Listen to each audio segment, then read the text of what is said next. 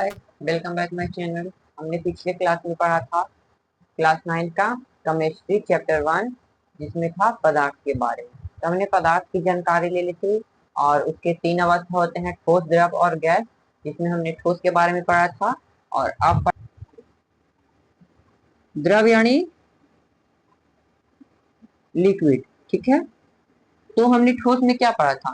ठोस के कणों के बीच अंतराणु बल काफी मजबूत होता है, जिसके कारण वह अपनी स्थिति या जो उसका आकार होता है उसमें परिवर्तन नहीं लेता है। जैसे कि यह जो मार्कर है या जो स्केच है, ठीक है, इसमें जो कण है वह बहुत ही पास पास में रहता है, जिसके कारण से यह ना ही मुड़ेगा ना ही टूटेगा, ठीक है। और लेकिन जो द्रव होता है उसके कणों के बीच अंतराणु बल होता है, वह बहुत दूर पर होता है या कमजोर होता है, ठीक है।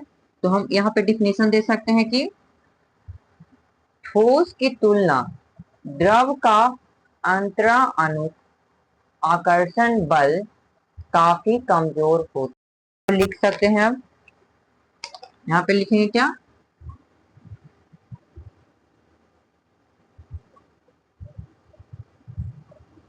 ठोस की तुलना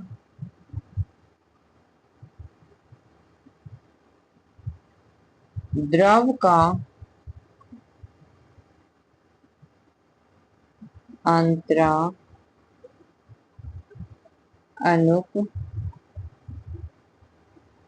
आकर्षण बल काफी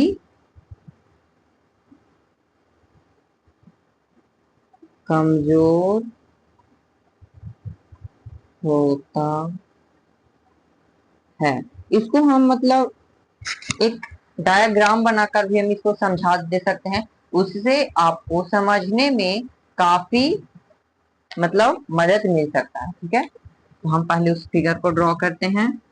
हम पहले 3 बॉक्स लेंगे, ठीक है, फर्स्ट, सेकेंड, थर्ड। हमने दो ही के बारे में पढ़ा है, लेकिन गैस के बारे में भी हम बता देंगे। देखिए,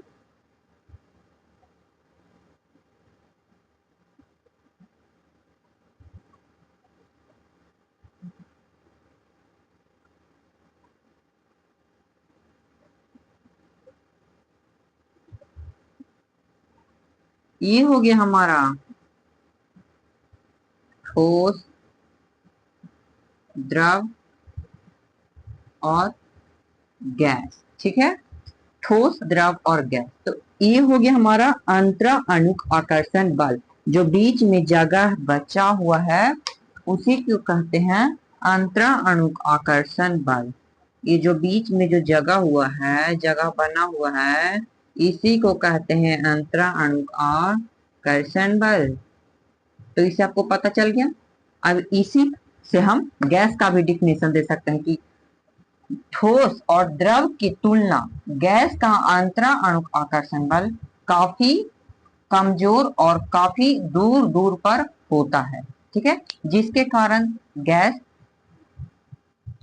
द्रव के बारे में तो पढ़ लिया, अब द्रव के गुण क्या होते हैं?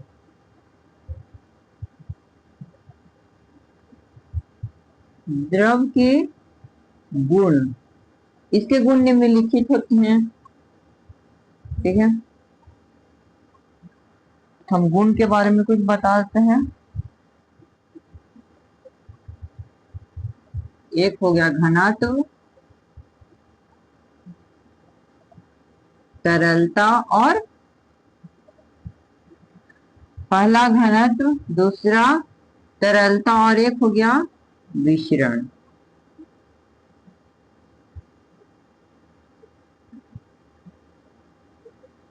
इस तीनों के बारे में हम बता देते हैं। उसके बाद इसका फुल डिटेल जो वीडियो होगा वो हम इस पे नोट करेंगे और आपको उसके बारे में फुल डिटेल के बारे में समझाएंगे। अभी इसके बारे में छोटा सा जानकारी हम दे देते हैं, ठीक है।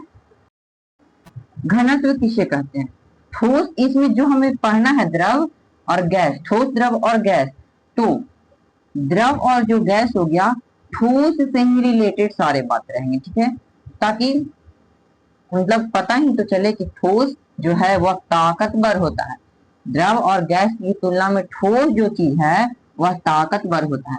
तो घनत्व किसे कहते हैं, ठीक है, ठोस की तुलना में घनत्व द्रव का कम होता है। ठोस की तुलना में द्रव का घनत्व कम होता है। और तरलता, द्रव में बहने की प्रवृत्ति पाई जाती है। जैसे कि हम एक कुछ बर्तन ले लिए, इसमें जल हो गया, ठीक है, इसको हम थोड़ा सा मतलब रोटेट किए, तो ये सारे जमीन पे जो द्रव है वह जमीन पे सारे बिखर जाएगी, ठीक है। लेकिन वही इसमें ठोस का कोई एक चीज है, जैसे लकड़ी लगी, तो उसको रखेंगे तो यहीं पर रह जाएगा, ये थोड़ा सा लुढ़क इधर उधर होगा। लेकिन वही द्रव है जो यहाँ पे रखेंगे तो हो जाएगा, सारे जमीन पे फर्श पे बिखर जाएंगे। लेकिन वही अगर इसमें गैस रहेगा तो वह सारा हवा के द्वारा ऊपर पूरे वायुमंडल में घूम जाएगा, ठीक है। विशरण,